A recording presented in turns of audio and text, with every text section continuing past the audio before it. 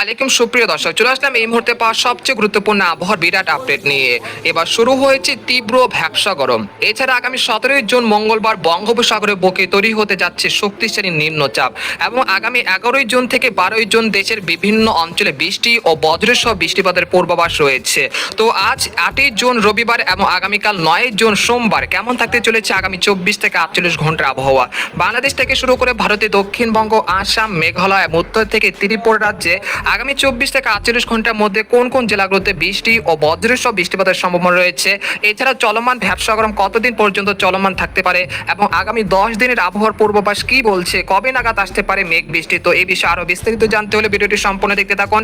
আর আপনি কোন জেলা থেকে খবরটি দেখছেন, আপনার জেলার নামটি আমাদের কমেন্ট বক্সে জানিয়ে দিবেন। আর সবার আগে সর্বপ্রথম খবর জানতে আমার চ্যানেলটিকে সাবস্ক্রাইব করে রাখুন। এবার জেনে নেওয়া যাক এক নজরে আগামী 10 দিনের আবহাওয়ার পূর্বাভাস কি বলছে সেটাও আপনাদেরকে দেখে দিচ্ছি। তো আপনারা দেখতে পাচ্ছেন যে এই মুহূর্তে আমরা ইউরোপিয়ান যে মেঘের পাতা রয়েছে সেখানে আমরা সরাসরি চলে আসলাম। তো আমরা দেখতে পাচ্ছি যে আজ রাতে সেরকম বৃষ্টি বা বজ্রবায়ু মেঘের কোনো সম্ভাবনা দেখা যাচ্ছে না। মূলত আজ রাতে দেশের আবহাওয়া পরিস্থিতি স্বাভাবিক থাকতে পারে, একই সঙ্গে আকাশও বেশ পরিষ্কার থাকতে পারে।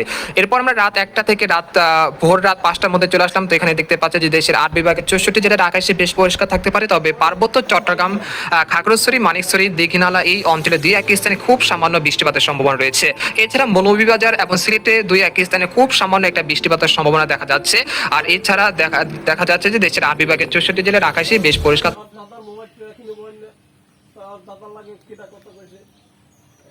থাকার সম্ভাবনা রয়েছে। তবে দক্ষিণবঙ্গে দেখা যাচ্ছে যে বর্ধমান, তারপর হচ্ছে দুর্গাপুরের 2-1 স্থানের আকাশ কিছুটা আংশিক মেঘলা থেকে মেঘলা থাকার সম্ভাবনা রয়েছে।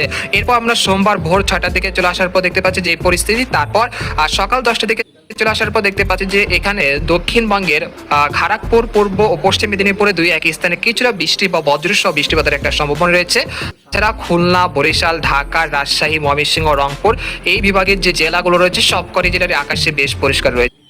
তাছাড়া সিলেট বিভাগে 2-1 স্থানের আকাশ কিছুটা আংশিক মেঘলা থেকে মেঘলা থাকতে পারে মৌলভীবাজার, লাখি, সিলেট, জৈন্তাপুর, কানাইঘাট, সুনামগঞ্জ এই অঞ্চলগুলোতে।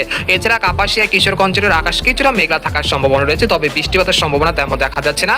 সকাল 10টা থেকে এর মধ্যে দেশের বিভিন্ন অঞ্চলে ভ্যাপসা গরম অব্যাহত থাকতে পারে এবং 2-1 স্থানের উপর দিয়ে একটি মাঝারি ধরনের তাপপ্রবাহ বয়ে যেতে পারে, যেখানে রাজশাহী, ঢাকা, খুলনা, বরিশাল এই অঞ্চলের সর্বোচ্চ তাপমাত্রা উঠে যেতে পারে প্রায় 35 থেকে 37 ডিগ্রি সেলসিয়াসের কাছাকাছি।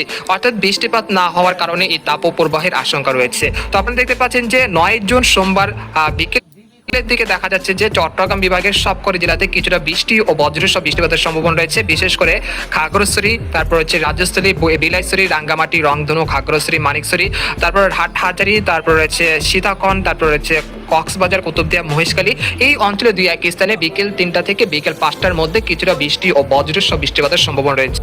এছাড়া দেশের উপকূলীয় অঞ্চল যেমন শ্যামনগর, মাঠবাড়িয়া, পিরোজপুর, খেপুপাড়া, পটুয়াখালী এই অঞ্চলে 2-1 স্থানে কিছুটা বৃষ্টিপাতের সম্ভাবনা রয়েছে বিকেল 3টা থেকে বিকেল 5টার মধ্যে।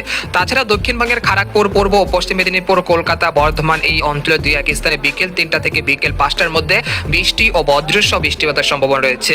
তাছাড়া রাজশাহী, রংপুর, ময়মনসিংহ, সিলেট, ঢাকা বিভাগের সবকটি জেলার আকাশে বেশ পরিষ্কার থাকতে পারে। একই সঙ্গে ভারতের ত্রিপুরা রাজ্যের আগারতলা, আমবাসা, উদয়পুর, শিলচর সবকটি জেলার আকাশে বেশ পরিষ্কার থাকার সম্ভাবনা রয়েছে। এরপর আমরা সন্ধ্যা 6টা থেকে আসার পর দেখতে পাচ্ছি যে খুলনা, বরিশাল বিভাগের 2-1 স্থানে ক্ষুদ্র ক্ষুদ্র কেন্দ্র করে কিছুটা বৃষ্টি ও বজ্র বৃষ্টিপাতের সম্ভাবনা রয়েছে।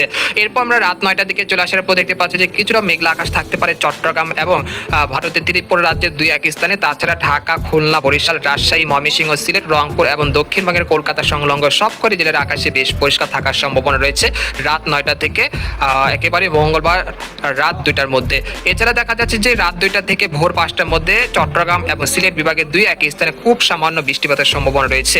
এরপর আমরা মঙ্গলবার 10ই জুন চলে আসলাম। তো এখানে দেখা যাচ্ছে যে সিলেট বিভাগের মৌলভীবাজার, লাখি, মাধান, সুনামগঞ্জ, তারপর রয়েছে নেত্রকোনা, সাতক, জৈন্তাপুর, কানাইঘাট, ছারখাই, বালাগঞ্জ এই অঞ্চলে 2-1 স্থানের আকাশ মেঘলা থেকে মেঘলা থাকার সম্ভাবনা রয়েছে।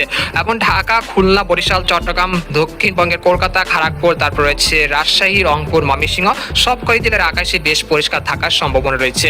এরপর আমরা 10ই জুন মঙ্গলবার সকাল বেলা 11টার দিকে চলে আসলাম। তো